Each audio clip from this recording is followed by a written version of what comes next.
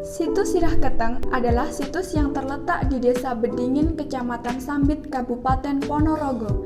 Di situs ini sendiri memiliki sebuah arca yang dikenal dengan sebutan Prabu Boko. Di sisi lain terdapat juga sebuah beji atau padusan yang memiliki 3 kolam besar. Untuk lokasi arca Prabu Boko itu sendiri terletak persis di depan beji. Jadi, pengunjung tidak perlu capek untuk berkeliling mencari lokasi situs Sirahketeng dan beji itu sendiri.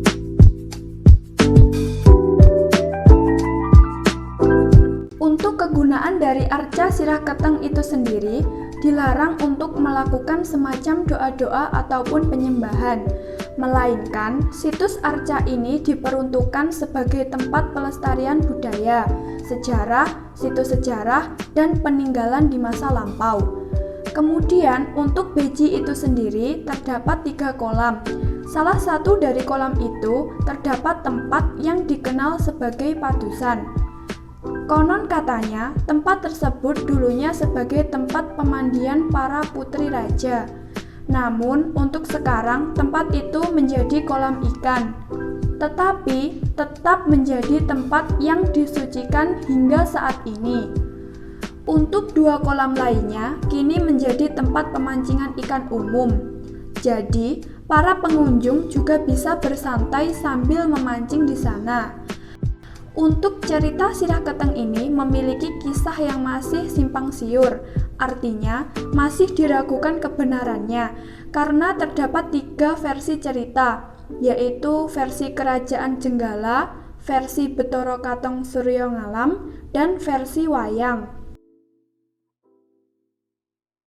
Untuk lebih lengkapnya, kita bisa mendengarkan dari cerita Bapak Marjuki selaku Kepala Desa Bedingin. Situs Sirahketeng ini ada cerita, konon cerita ada beberapa versi situs Sirahketeng yang di sini ada arca, ada kolam, ada pemandian, artinya kolam ikan juga semacam embung dan juga ada semacam kolam renang.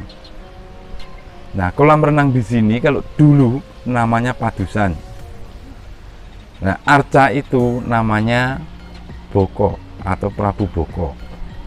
Di cerita rakyat yang beredar, Sirahketeng ini ada 3 versi. Pertama versi Jenggala, versi Betara Katong dan Suryo Ngalam, dan juga versi wayang. Nah, terkait kenapa ini dinamakan Sirahketeng, ceritanya di versi Jenggala dulu di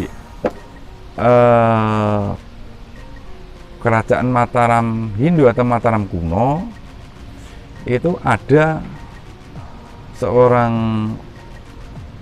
senopati yang sangat luar biasa dengan kesaktiannya. Ya, senopati yang sakti tadi bernama Boko. Nah, karena dengan upacaranya seperti itu, akhirnya banyak warga atau rakyat yang terutama yang mempunyai anak perempuan yang masih gadis itu sebagai tumbal. Nah, kejadian itu ternyata sang raja pun kan tahu kalau seperti ini kan tidak baik. Ya, akhirnya terjadilah itu, disuruh sang raja menyuruh untuk melaksanakan perang atau menjajah di wilayah Ketonggo. Sampailah terdengar di rajanya di alas Ketonggo yang bernama Putri Mamangsari. Nah, Putri Mamangsari itu sebangsa jin. Akhirnya bertempur Boko dengan Putri Mamangsari dan itu tidak ada yang kalah dan tidak ada yang menang. Akhirnya pertempuran itu terbawa sampai perjanjian antara Boko dengan Putri Mamangsari yang akhirnya keduanya menjadi suami istri. Nah, semenjak itu Boko tadi yang semula manusia wujudnya sudah berubah menjadi setengah jin setengah manusia. Nah, dengan dipersuamikan ya, dijadikan suami dari Putri Mamangsari, gelarnya sudah menjadi Prabu Boko. Nah, akhirnya Prabu Boko tadi semakin menjadi sistem upacara kesaktian semakin menjadi, sehingga banyak yang jadi korban termasuk kerajaan Jenggala.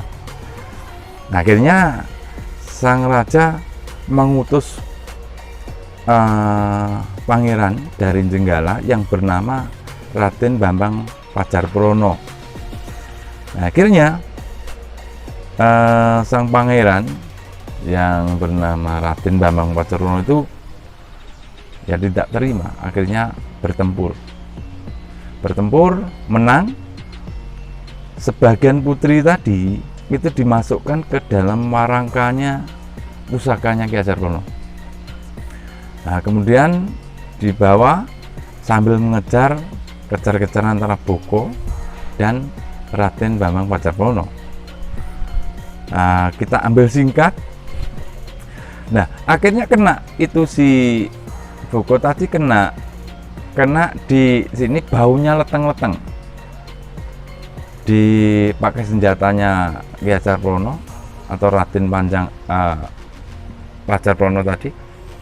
Setelah kena itu darahnya bau leteng-leteng. Nah, kepalanya putus,